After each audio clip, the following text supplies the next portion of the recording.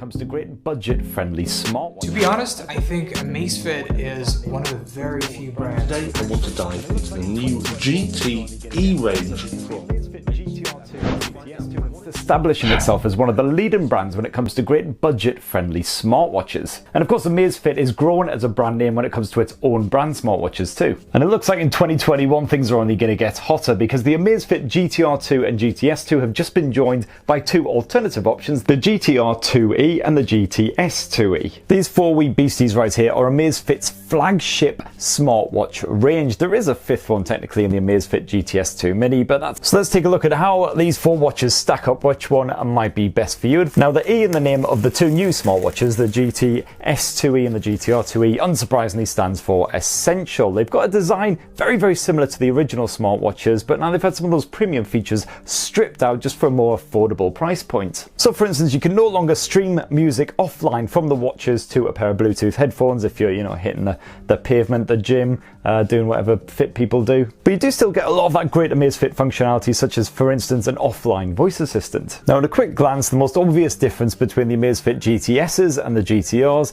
is the shape of the bloody things. The GTSs are square, whereas the GTRs are round. And to be fair, that is one of the major differences between the GTSs and the GTRs, though there are some other little factors such as the battery life to take into account. Now, when you rock the GTS2 and the GTS2e on your arm at the same time, first of all, you'll notice that they are essentially the same watch, certainly from the exterior. The GTS2e rocks the exact same 42mm aluminium alloy case as the original GTS2. You've got that same 50m water resistance built in and the same 20mm strap as well. Thankfully, there is a way of telling the two apart though, because the original GTS2 has a built-in speaker there on the side of the watch, whereas that is absent from the new Essential model. Now, the original Amazfit GTR2 and the fresh new Amazfit GTR2e both sport, as you can see there, more traditional circular watch finish, and it's a bit easier to tell the two apart as well. Now, both smartwatches are pure glass up top, but the original GTR2 offered a bit of stainless steel casing just around the edges here, whereas that's been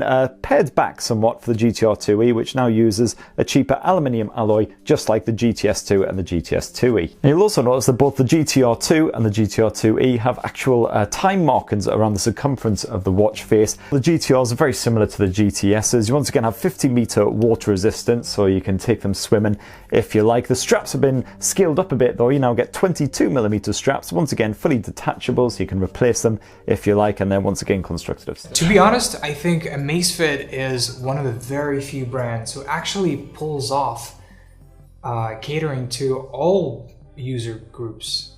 Like whether you're a businessman, a student, a mom working from home, whatever. I mean, their tagline is literally fitness for all, so no surprise there. It's more like a good feature that helps you know better if you keep warm or whether you need to wear more clothes.